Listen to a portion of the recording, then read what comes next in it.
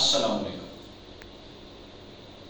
اسپائرنٹس، یہ جو کرۂ ارض ہے اس پہ مختلف نیشنز، اقوام، ممالک اور باؤنڈریز ہیں. یہ تمام ممالک اور اقوام جو ہیں وہ کسی نہ کسی ہسٹری سے گزر کے انہوں نے آج کی ان کی ڈسٹینیشن حاصل کی ہے.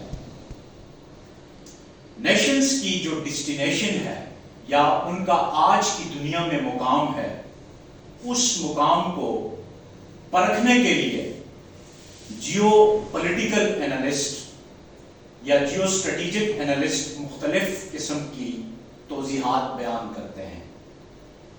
ان میں جیسے ملٹری پاور ہے یا ان ممالک کا کے اندر جو موجود نیچرل ریسورسز ہیں اس کی بنیاد پر وہ ان نیشنز کی ڈسٹینیشن کا تعین کرتے ہیں.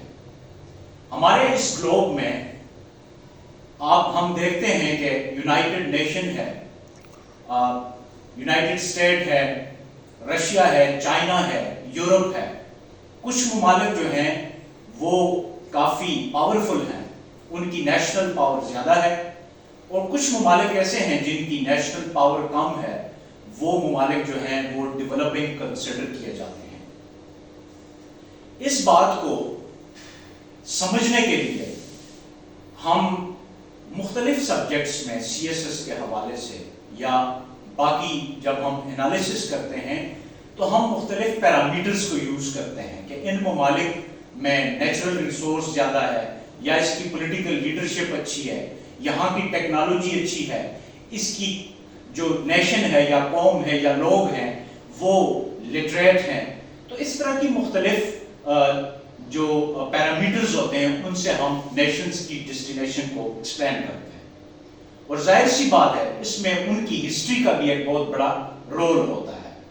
لیکن آج ہم ایک یونیک چیز کو ڈسکس کریں گے کہ کسی بھی نیشن کی جو ڈسٹینیشن ہوتی ہے یا اس کے جو پولیٹیکل ڈیسیجن ہوتے ہیں، جیو پولیٹیکل ڈیسیجن، یا اس کے دوسرے ممالک کے ساتھ ریلیشن جو ہوتے ہیں، وہ صرف یہ چیزیں جو میں نے ایکسپلین کی یہ نہیں ڈیسائیڈ کرتی، بلکہ اس کی جیوگرافی بھی وہ سب کچھ ڈیسائیڈ کرتی ہے. جیوگرافی کا کسی ملک کی نیشنل پاور میں ایک بہت بڑا رول ہے، اور اس کو ایک بہت ہی ریناؤنڈ رائٹر ٹم مارشل نے اپنی بک دی پرزنرز آف جیوگرافی میں ایکسپلین کیا. یہ بک تمام اسپائرنٹس کے لیے اور باقی جتنے بھی اسٹڈیز ہے وہ جیو یا آئی آر کو، پولیٹیکل سائنس یا کرنٹ افیئرس کی اسٹڈیز ہیں ان کو پرسو کرنا چاہتے ہیں تو ان کے لیے یہ بک بہت ہی انٹرسٹنگ ہے اور انفارمیٹیو بک ہے، جس میں 10 میپس ہے بیسیکلی پوری دنیا میں جتنے بھی فالٹ لائنز ایگزسٹ کرتی ہیں یا جیوگرافیکل جو چوک پوائنٹس ہیں ان کو ایکسپلین کیا ہے. اس کا ہم پہلے تھوڑا سا اس کے کنٹینٹ لسٹ کو دیکھتے ہیں اور پھر اس پہ ایک بریف سا انالیسس ہم پریزنٹ کریں گے. اس میں رشیا کے اوپر ایک چیپٹر ہے، چائنا پہ ہے، یونائٹڈ اسٹیٹ پہ ہے، ویسٹرن یورپ پہ ہے، افریقہ پہ ہے، مڈل ایسٹ پہ ہے، انڈیا اور پاکستان، کوریا، جاپان، لیٹن امریکہ اور آرکٹک ریجن جہاں پہ یہ فریز ہے رشیا کے جسٹ بیک سائڈ پہ. تو جو ہمارے پاس اس کے کی ایریاز ہیں اگر ہم دیکھیں تو سب سے پہلے یہ کہ جو جیوگرافیکل ڈیٹرمنزم جس کو ہم کہتے ہیں، اس میں جیوگرافی شیپ کرتی ہے political and economic outcomes. اس کا اگر ہم بریف اوور ویو لیں.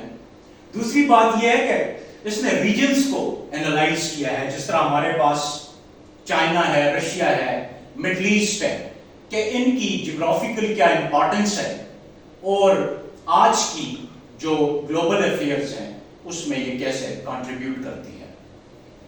اس کے علاوہ نیچرل فیچرز جس طرح ماؤنٹینز ہیں، ریورز ہیں یا باقی جیوگرافیکل ٹریٹس ہیں وہ کیسے کسی آج کی جیو پولیٹیکل یا جیو اسٹریٹجک اس کے اوپر کیسے انفلوئنس ہوتی ہے.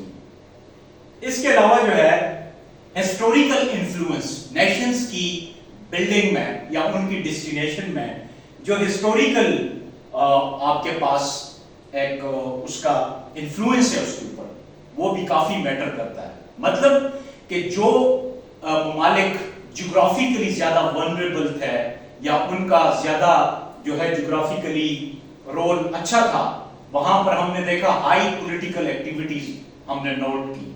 تو اس طرح جغرافی ہسٹری کو شیپ کرنے میں بھی اس کا ایک بہت بڑا رول ہے.